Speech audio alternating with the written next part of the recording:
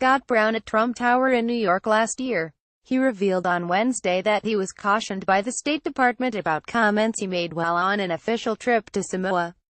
Spencer PlattGetty Images Wellington, New Zealand. Scott Brown, the United States ambassador to New Zealand, was investigated and cautioned by the State Department about comments he made to women while on an official trip to Samoa, he revealed Wednesday.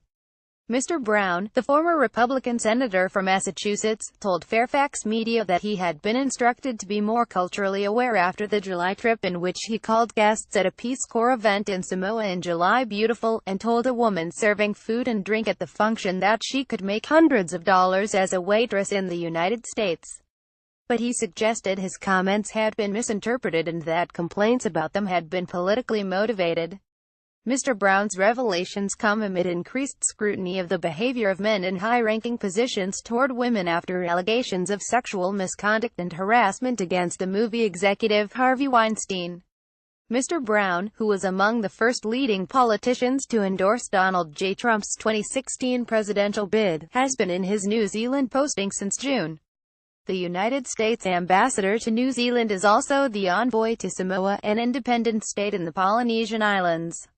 In a short video statement released Wednesday, Mr. Brown, sitting next to his wife, said he had become aware through rumor and innuendo of media reports that there was an administrative investigation into his comments underway. Fairfax reported that the State Department sent investigators to Wellington, New Zealand's capital, to interview people who were at the dinner, including the ambassador, suggesting his remarks at the event in Samoa had been addressed not only to women. Mr. Brown said he had commented on attendees' appearances because he saw the people before the event and they were all dirty and grungy, and when we walked in, they were all dressed to the nines. They looked great. Mr. Brown said he and his wife, Gail Huff, had both commented that attendees looked beautiful and handsome. Apparently someone took offense to that, he said. Fine. I did say that. Gail and I both said that, he added. Mr. Brown said his comment to a female server that she could make a lot of money in the service industry in the United States was intended as a compliment because she was doing a great job, and was made in front of Samoan dignitaries in a room crowded with 250 guests. Somebody took offense to that as well, he said. Mr. Brown's characterization of his remarks could not be independently confirmed. The American Embassy in Wellington said it had nothing to add to Mr. Brown's comments to Fairfax, nor would it give details about the State Department inquiry. Mr. Brown said that after the investigation, he was told he needed to be more culturally sensitive and aware, and that he welcomed the advice. I was told by my people, look, you're not Scott Brown from Rye, New Hampshire, anymore, you're an ambassador, he said. We are in a different culture, even though we all speak English, Mr. Brown said. Sometimes when we say one thing, it means the complete different, whether it's here in New Zealand or in Samoa, so noted, and that's it, he added.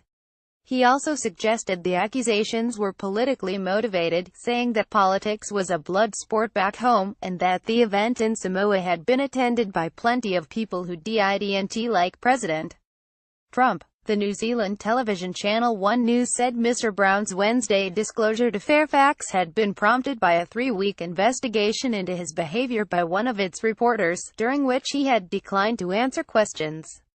The television station reported that witnesses said Mr. Brown had behaved obnoxiously at the Samoa event. Would I say it again? Probably not, Mr. Brown said Wednesday. Mr. Brown was a little-known state senator in 2010 when he won the Massachusetts Senate seat long held by Edward M. Kennedy, pulling off a surprising upset in the traditionally Democratic state. He lost the seat to Elizabeth Warren in 2012, and made an unsuccessful attempt in 2014 to get elected senator from New Hampshire. In a Radio New Zealand interview soon after taking up the ambassadorial post, he defended Mr. Trump's record with women. Mr. Trump addresses women on merit all the time, he said. He's been very, very supportive of a lot of women's initiatives.